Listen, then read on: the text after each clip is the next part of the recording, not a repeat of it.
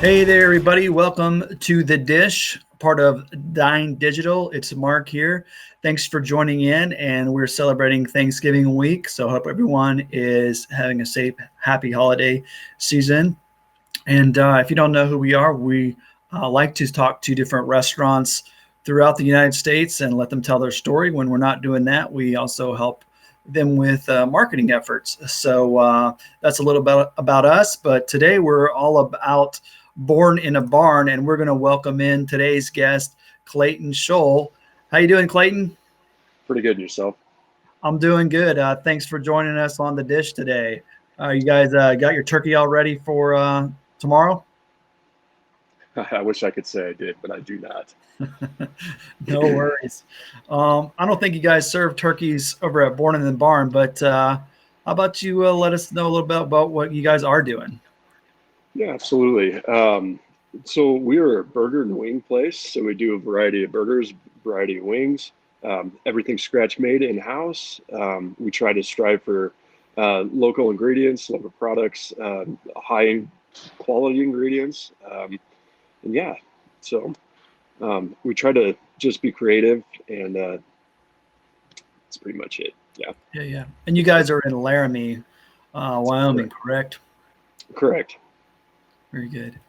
I think you were telling me before it's you were bringing something a little bit different than what other people might be offering there in the area. For the most part, yes. We're just not out of the bag. We're, like I said, we do local fresh ground beef every day. We make all of our own things, scratch made kitchen.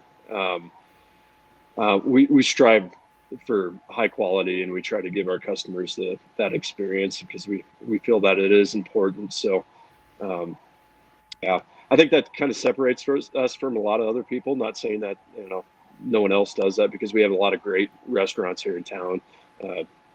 So that's what makes Laramie kind of unique. That's good. That's good. So how about yourself? How did you get started in the industry? Well, that's funny because I really had no prior restaurant or bar experience previous to this. And so, going to school here at the University of Wyoming, and then working out at a residential treatment facility, there was a need I felt in town, and it was always kind of a dream of mine to try to get into this industry as far as wings and burgers specifically, because it's been who doesn't like to have a good burger and good wings in a college town? And so I felt that was lacking for a long time. And so I asked a partner, Jesse Reese of mine, who was the culinary arts teacher out at this residential treatment facility, and on a summer trip that we were taking these kids to for a week, we were sitting around a campfire, and I asked him about this idea. And knowing that he had this experience, I asked if he would be able to take this risk and join me into this crazy adventure. And 8 years later, here we are. And surprisingly, it worked. So we've been blessed in that regard, and we've had just tremendous support from the community. It's good to hear. And I'm sure you wanted to get rich quick, so that's why you got into it. Oh, yeah. Well, that's an initial thought, right? And then reality kind of hit me upside the head quick. So, yeah. Awesome. So when people come into Born in the Bar, what kind of expectation or feel can the customers encounter? Well, we're kind of a rustic feel. We're definitely a dive place. We're in an older building in downtown, the second oldest in the downtown. And so we're very small. It's a quaint place. Yeah, so the reason why I named it Born in a Barn was because I felt that we needed to provide something that's just different. And so I think the name kind of says that. As far as Born in a Barn, it's not so much that it's a barn. I think that name is used in kind of off the wall variety kind of senses. And I try to keep it agriculturally based because I was raised that way, working in grain elevators, farming, and then Laramie is very blue collar ranch community. And so I felt that it was important to bring that to our restaurant, so it makes our customer base feel more important, because the student base largely is that agricultural based. So I think it's kind of, you try to gear it towards those guys and make them feel like they have a place to come and feel comfortable to eat. So Right on. Very good. Very good. So along those lines, you kind of explained it a little bit. So maybe delve into it a little more. What makes you unique as a burger place in where you're at? well, we have 16 different varieties of burgers, and then build your own. So the possibilities are pretty much endless. And what makes that unique is that we do get our beef ground daily from the local butcher shop. Our buns are made, which I feel is very important, is made just down the block at a local bakery. And she uses that, and she gives back to the community. We try to basically support the local products as much as we possibly can, and source our materials from that. And so I think that makes us really unique. I don't believe a lot of places in town do that. And so in our wings, as far as that goes, we're really known for our smoked wings, our traditional wings.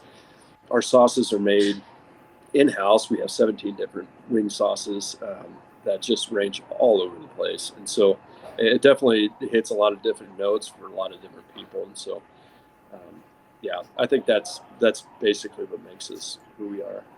Sounds good to me. 16 burgers. All right.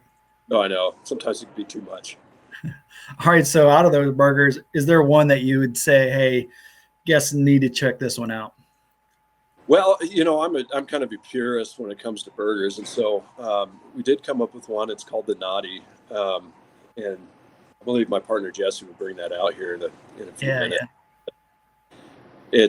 We use a smash patty method, so we get that good crust, and all of our burgers come double. And so it's American cheese. It's a in-house made Chipotle ketchup, tangy mustard, bacon bits, fresh jalapenos, and so it's kind of a spin on your classic double cheeseburger. But man, it's absolutely my favorite thing.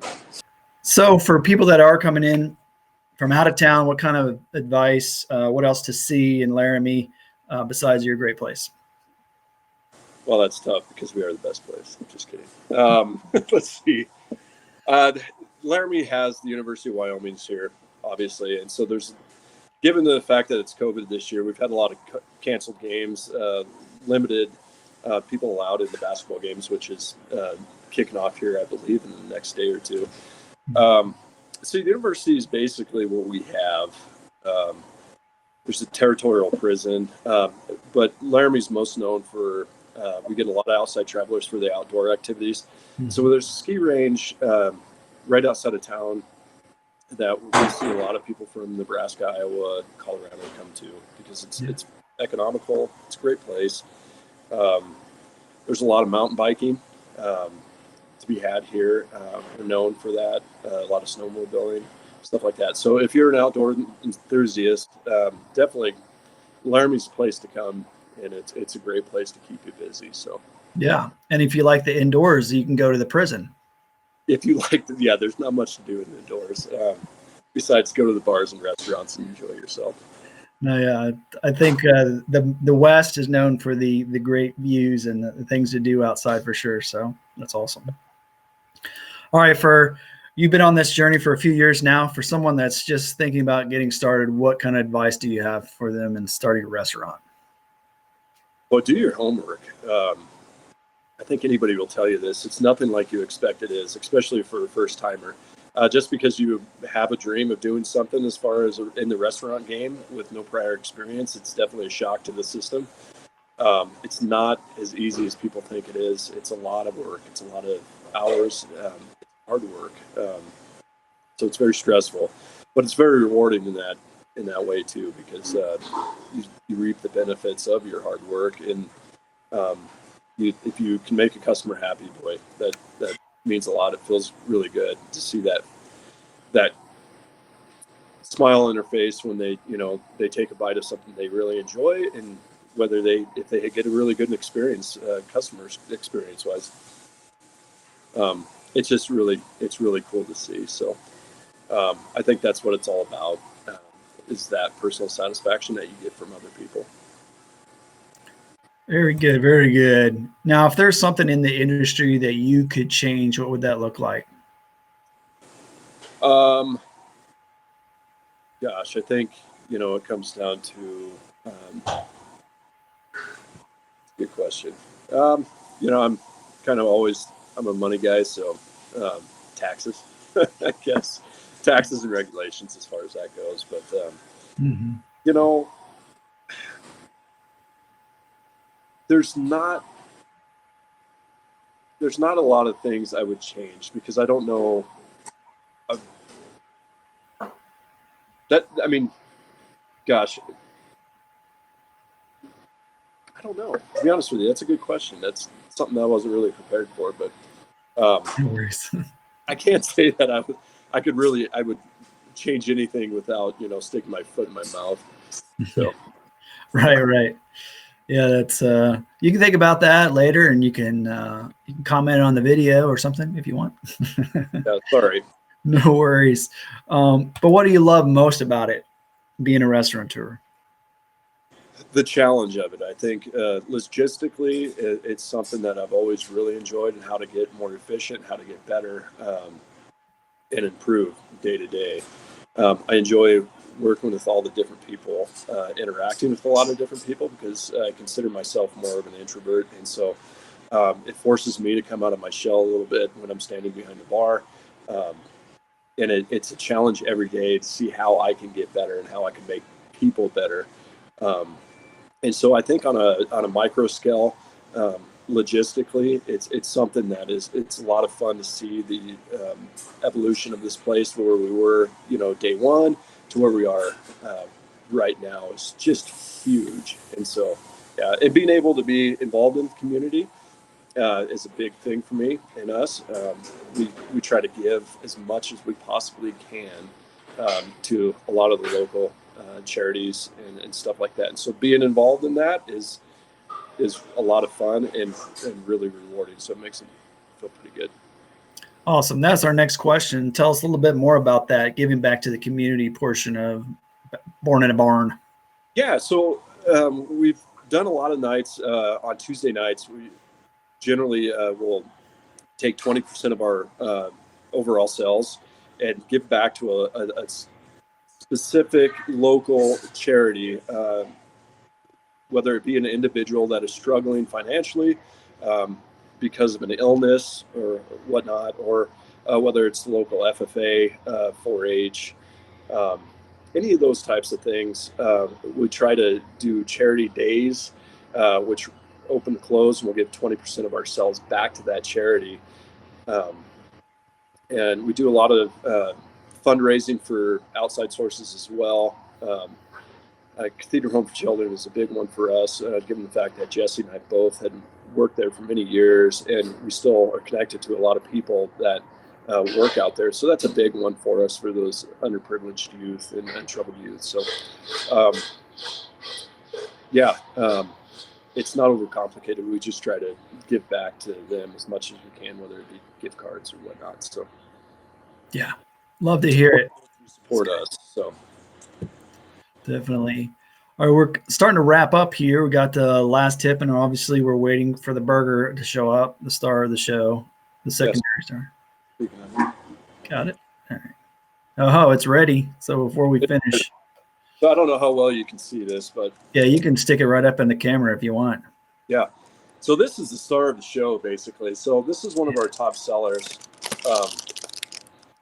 Like I said, it's a locally made bun, beef, but as you can see there, in all of our fries, everything is fresh cut daily and stuff like that. So this is one of our most popular items because of its simplicity, I guess. But we have some off the wall stuff that people really enjoy too. But I think showcasing this, thanks, Chris.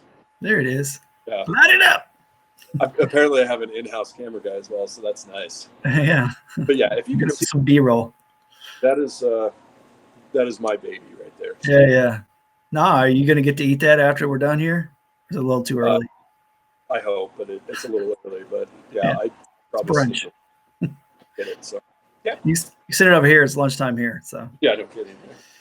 All right, very good. So maybe you can give us a quick pro cooking tip when it comes to making awesome burgers. What do you got for the viewers today? Well, from what Jesse has taught me, he's a very good cook and partner back there.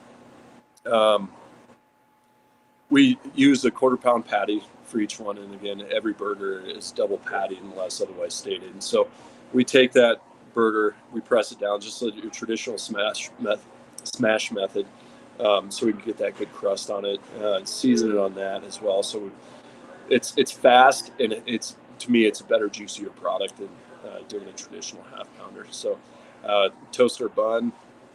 So I think making a good burger starts with foundation. I think the bun is very important, but focusing on that burger and the seasoning is very important too. And then you can just, do whatever you want from there. So, and be creative.